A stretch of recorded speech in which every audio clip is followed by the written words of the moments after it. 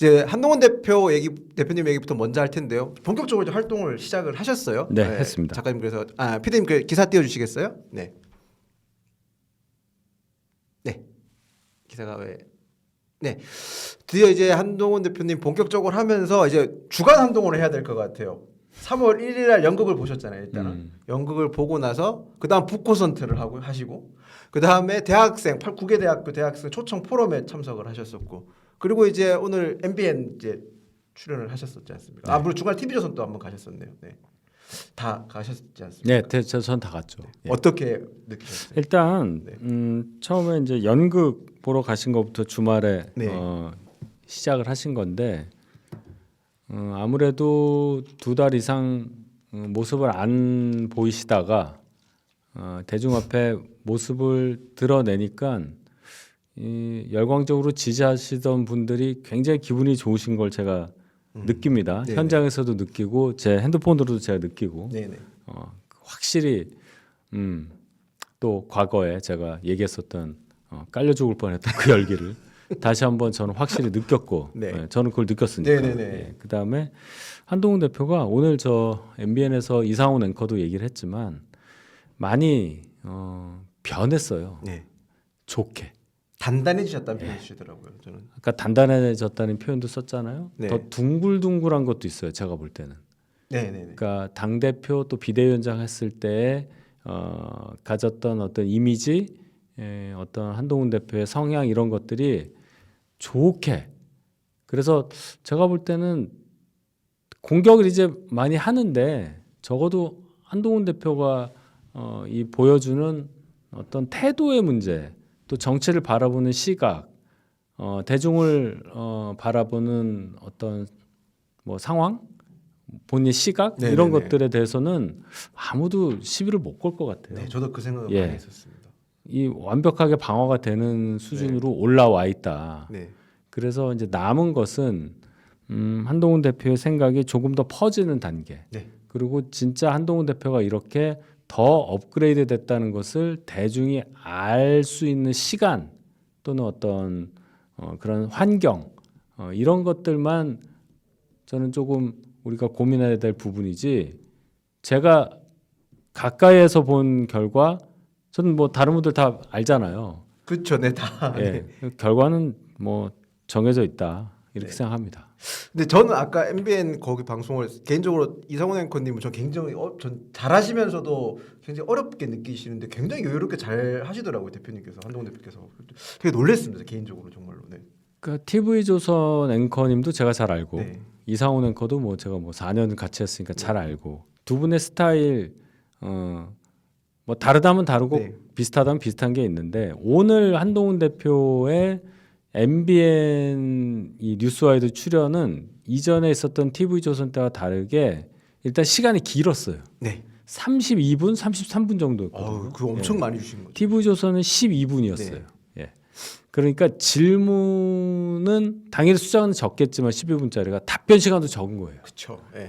그러니까 빨리 말해야 되잖아요. 네. 할 말 하고 싶어도 다 못 하고. 맞아요. 또 자기가 추가하기도 뭐 하고. 그렇죠. 네. 그런 호흡이 짧은 순간에 말하는 것하고 오늘처럼 이렇게 넉넉하게 거의 3배에 가까운 시간을 주고 중간에 한동훈 대표가 이 말 더 덧붙인다고 했을 때 말씀하시라 이렇게 이런 것도 있었잖아요. 네네네.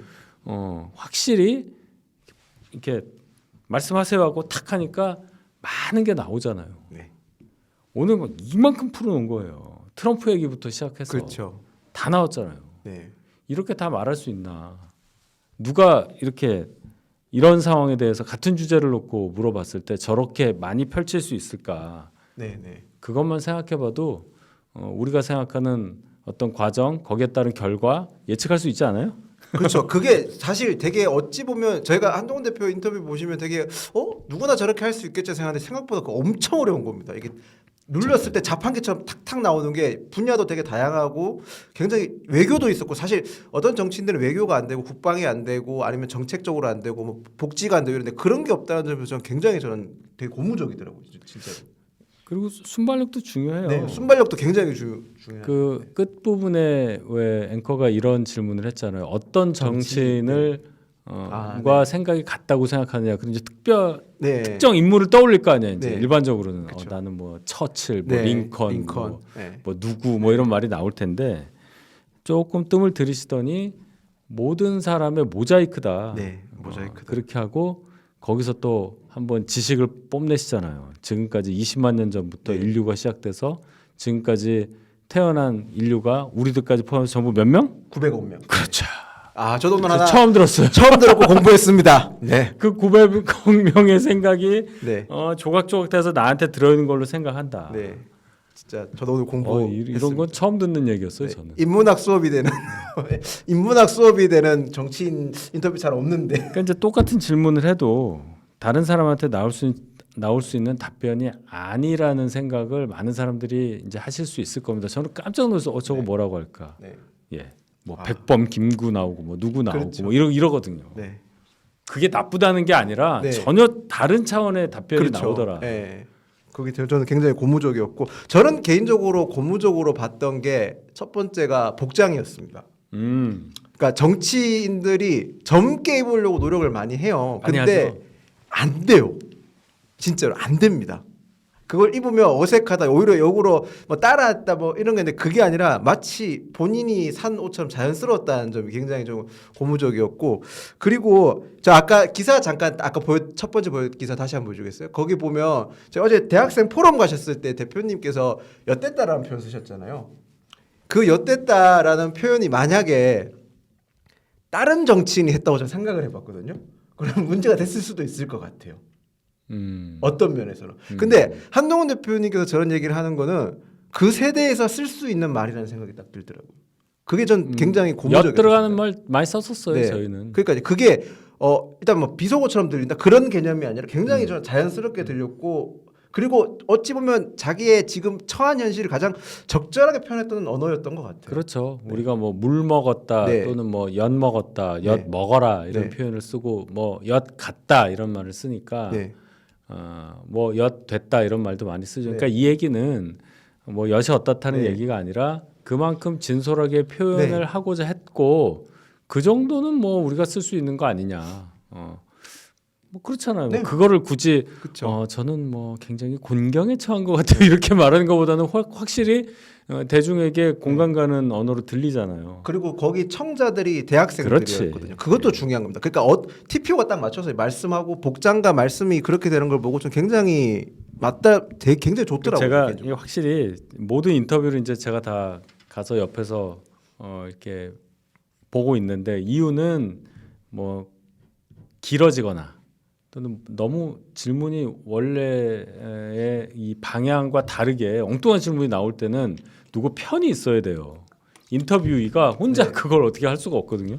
막 끌려 들어가거든요. 네, 네. 그래서 제가 이제 옆에 있는 사람인데 일단 인터뷰 자체가 그렇게 큰 무리가 있거나 하는 경우가 없었고 지금까지 몇 번 했는데 네.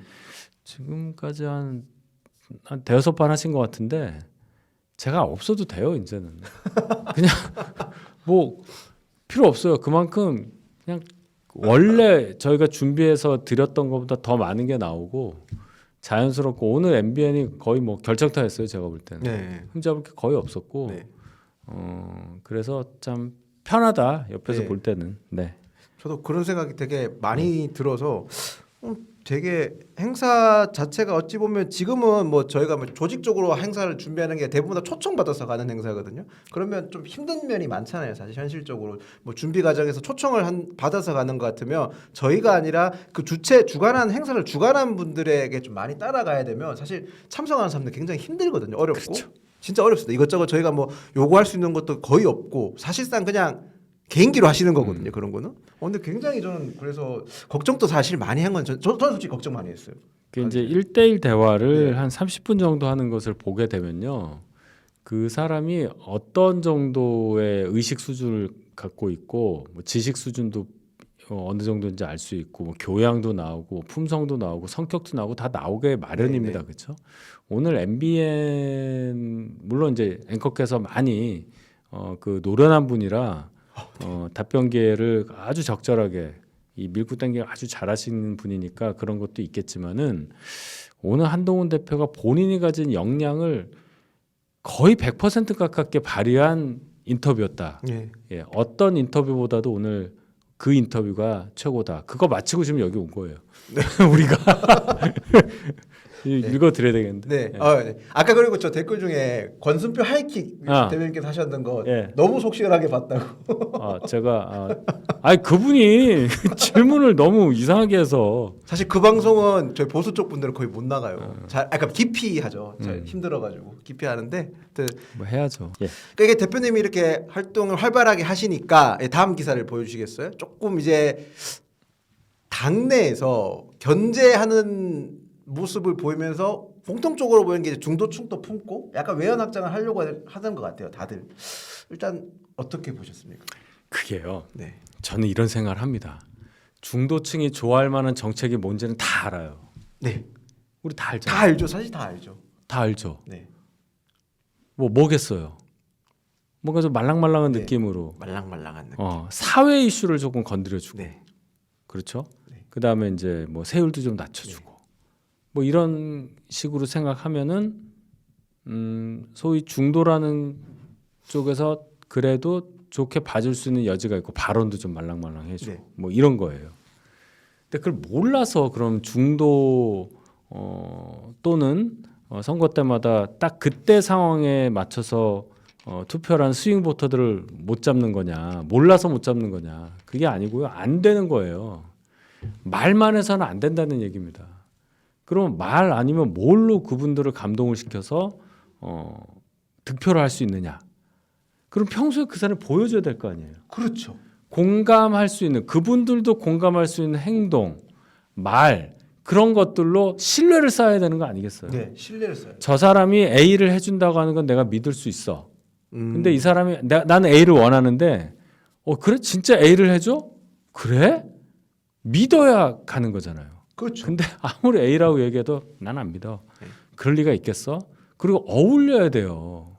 A를 해준다고 했을 때 그 사람이 A를 해준다고 했을 때 정말 이 사람이 해줄 수 있는 뭔가 능력이 있다고 느껴지고 정말 할 것 같은 느낌이 들어야 돼요. 그렇죠. 이게 이 사람은 하려고 하는데 그건 알겠는데 안 될 것 같은 것도 있는 거예요. 그렇죠. 그러니까 여러 잠재적 주자들이 내가 이거 하겠다 저거 하겠다 말을 하면서 이렇게 던질 때는 어떤 예상을 하냐면 내가 이거 던지면 몇만 명이 나를 더 좋아할 거고 네. 지지율이 몇 프로로 올 거고 이런 계산을 해요. 그러면서 또 무슨 계산을 하냐? 내가 이거 던지면 원래 우리 지지층에서 몇 명이 빠지냐? 몇 명이 더 들어오냐? 뭐 이런 생각 한다고요. 사실 그거 계산을 하죠. 저희가 실제로 정책 만들거나 이런 거 할 때 뭐 공약 타겟층 이래가지고 몇만 명 이상이 돼가지고 몇만 명 우리 표로 올 수 있다 그 예상을 합니다 진짜로. 전혀 의미 없어요. 근데 솔직히 씨가 시켜서 만드는 경우 그냥 숫자를 맞추죠. 끼워 맞추는 경우가 많죠. 이 사람이요 누구를 딱 어느 정도 알게 된 순간 이미지가 형성이 되고 내가 저 사람을 좋아하는 정도가 숫자로 나올 수 있잖아요. 네네. 특히 정치인의 경우 그거 바뀌기 쉽지 않습니다. 네, 진짜. 그리고 이렇게 유명하고 인지도 높고 정치 오래 하셨던 분들 홍준표 대표 모래시계 검사부터 시작하면 93년부터예요. 30년이 넘었죠. 정치 데뷔가 96년이에요. 네네. 29년 그렇죠. 모르는 사람이 없잖아요. 네. 이분에 대해서 뭐가 바뀌긴 상당히 어렵습니다. 그렇죠. 갑자기 바뀌시면 이 좀 선뜻 안다고 올 것 같아요. 이미지. 우리가 예를 들어서 전원일기 최불암 김혜자 네. 이 두 분의 이미지가 바뀌나요? 안 바뀌. 안 바뀝니다. 그대로 김혜장으로 가는 거예요. 네. 그렇죠? 그다음에 오세훈 시장도 마찬가지예요. 오 변호사, 배 변호사로 유명했던 변호사가 방송에서의 유명세로 2000년에 국회의원 한 번 하고 그렇죠. 네. 불출마 선언 딱 멋있게 하고 오세훈법 만들고 네네. 그다음에 2006년에 서울시장 하면서 쭉 왔던 과정 많이 알아요. 네네. 그럼 오세훈 시장의 이미지가 거의 30년 가까이 오 변호사로 돼 있는 거 아닙니까? 그렇죠. 거기 네. 더하기 서울시장 10년 이상 하고 있는 거고 4번을 했는데 중간에 10년의 공부 이런 거 다 안단 말이에요. 네. 근데 어떤 특정한 정책을 내놨다고 해서 오 시장에 대한 이미지가 확 바뀌지는 않을 겁니다. 그렇죠. 안 그렇죠. 바뀔 것 같습니다. 그렇죠? 네, 안 바뀔 것 같아요. 그다음에 우리 저 김문수 장관도 마찬가지예요. 96년에 이제 처음 들어왔단 말이에요. 네. 그거 벌써 30년 아니에요. 그렇죠. 그리고 이분에 대해서도 뭐 여러 가지로 뭐 자유통일당 얘기도 있고 여러 가지 있는데 이걸 바꿀 수 있냐면 이재명은 말할 것도 없고요. 이재명이 지금 중도다 뭐다 통합이다 하면 그게 그게 됩니까 그게? 예? 아 죄송합니다. 웃으면 안 되는데. 그뭐 우리가 별로 안 좋아하는 집단이 평화 공세하는 거 그런 거랑 똑같은 거잖아요. 그렇죠. 똑같이 그냥 그걸로 막 그렇기 때문에 이 굳어진 이미지를 바꾸기 위해서 뭔가 갑자기 급변하는 거는 큰 효과가 없다. 네. 오히려 비난을 받을 여지 있다. 그건 맞아요.